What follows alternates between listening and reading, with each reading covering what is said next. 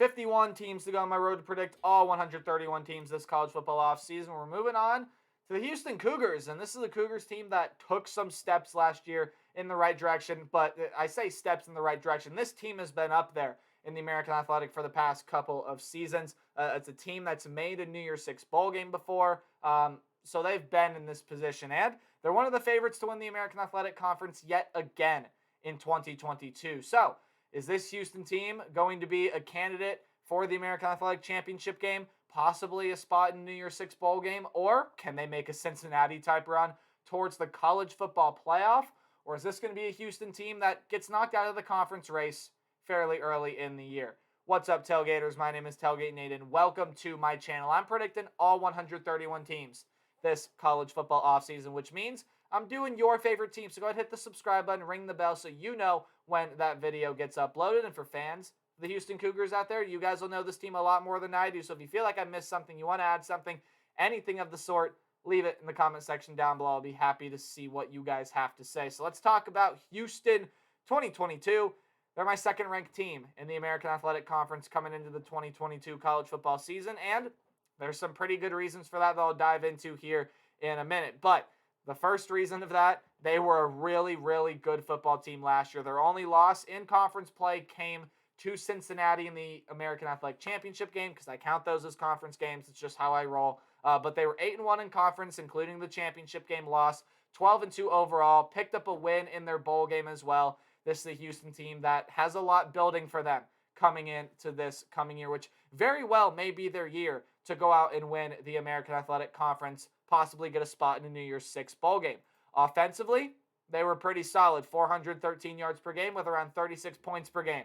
Pretty good stuff there. Defensively, they allowed the fewest yards per game in the American Athletic with 298 yards per game and around 21 points per game there as well allowed by this team. So Houston, a lot of things going for it. They have a really good defense that they're going to hope to keep good coming into next year. And then this offense as well, while I think it can improve on some of the little things, was still pretty good a season ago. So you have a lot to look forward to if you are a Houston Cougars fan. In my opinion, under Dana Holgorsen as that head coach, let's take a look at some stuff that they're losing, right? And they are losing talent. They definitely are losing talent. Wide receiver Jeremy Singleton and wide receiver Jake Herslow, two key parts in the wide receiver department, are gone.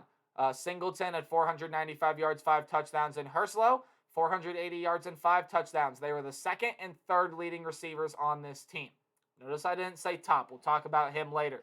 Tight end Seth Green is also gone, and you lose a lot off of your defensive line. Guys like Cody Russey, Keenan Murphy, among some other names on there as well.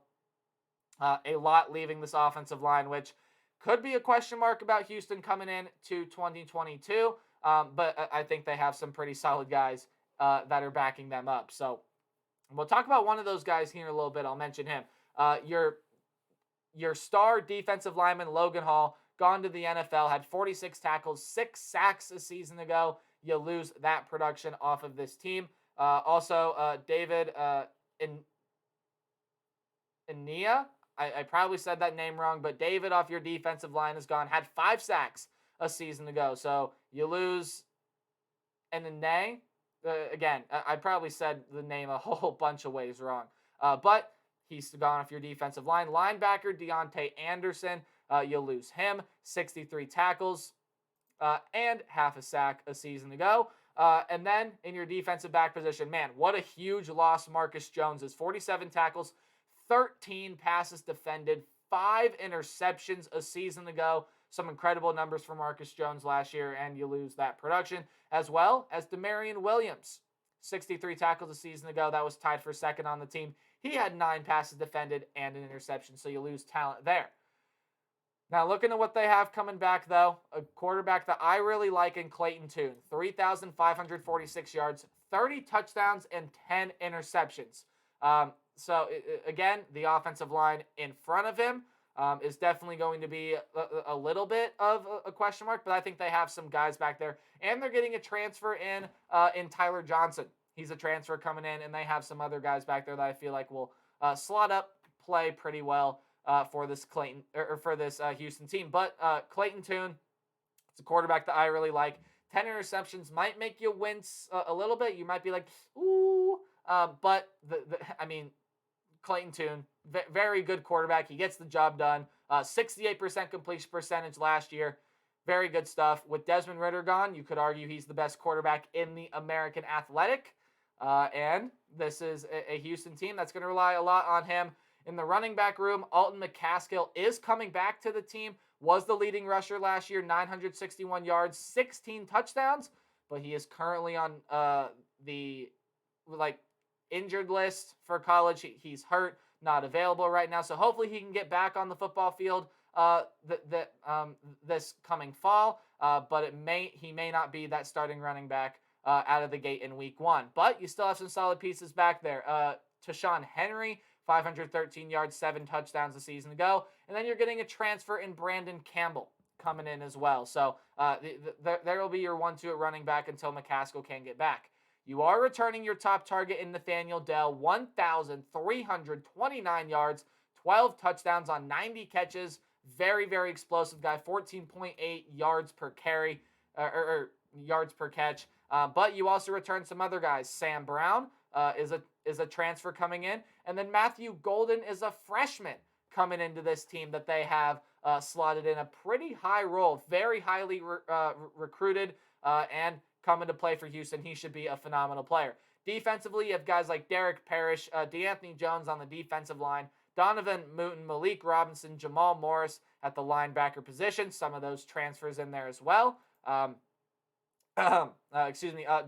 Jamal Morris is a transfer coming in. And the defensive back position, you still return some of your better defensive backs here. Jervarius Owens, Alex Hogan, and Hassan Hippolyte are guys that are coming back for this team. Alex Hogan, 27 tackles, 6 passes defended, 2 interceptions, and had a pick 6 last year. Jervarius Owens, 52 tackles, 3 passes defended, 2 interceptions here for this team. Donovan Mooten was the leading tackler for this team last year. Derek Parrish had 5 sacks. So there's a lot working for this Houston team coming into this year.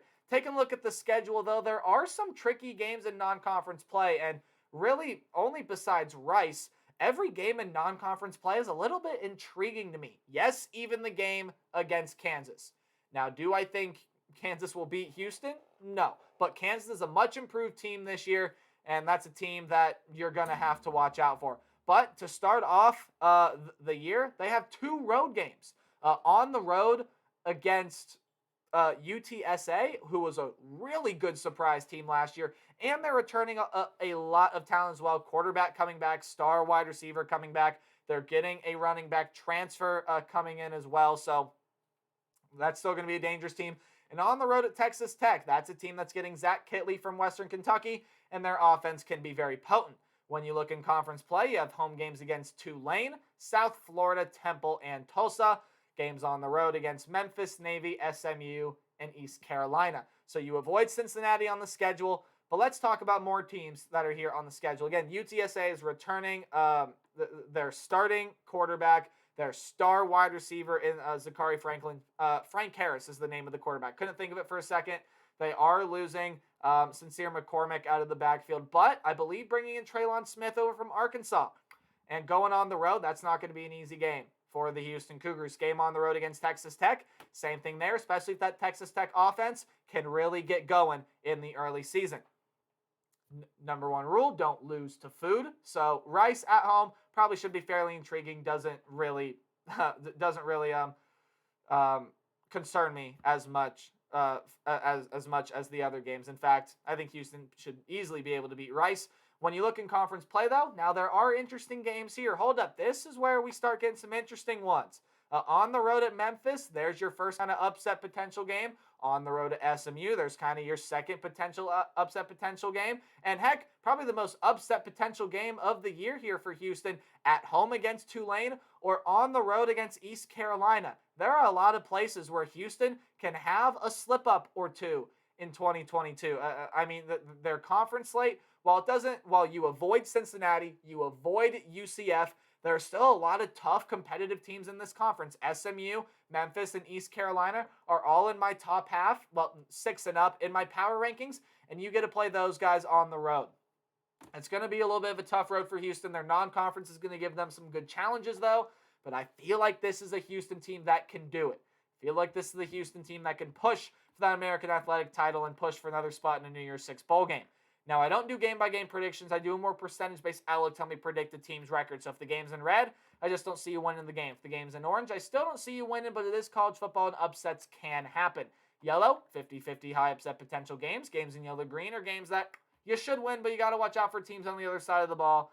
And games in green, I have you winning. So some of these games on the schedule, you could easily put in yellow-green, Tulsa, South Florida, on the road at Navy. You could put those games in yellow-green. Heck, you could put the Kansas game in yellow-green as well. They slightly lean more in the green for me, and part of that is because I'm really high on this Houston team. I like what they have coming back. But when we look at the non-conference slate, I don't necessarily think Kansas is going to be good enough this year to come into Houston and win that game. Now, I think Kansas can be competitive for at least a little bit in that game. It's a much improved Kansas team, but this is the Houston team that I think is going to be really good yet again in 2022. So don't necessarily like Kansas's chances in that one. Same thing with Rice. Should be able to beat Rice. I have you beating Navy, South Florida, Temple, and Tulsa. Tulsa, that game you should probably end up putting in the yellow-green there.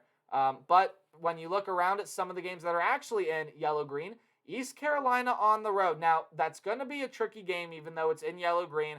If you want to look for an upset game, I mean, on the road against UTSA, that's a very good, solid potential upset pick.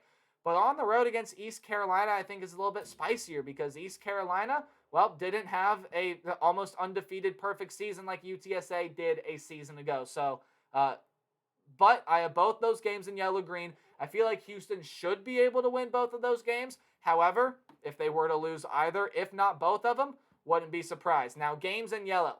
On the road against Texas Tech, on the road against Memphis, on the road against SMU.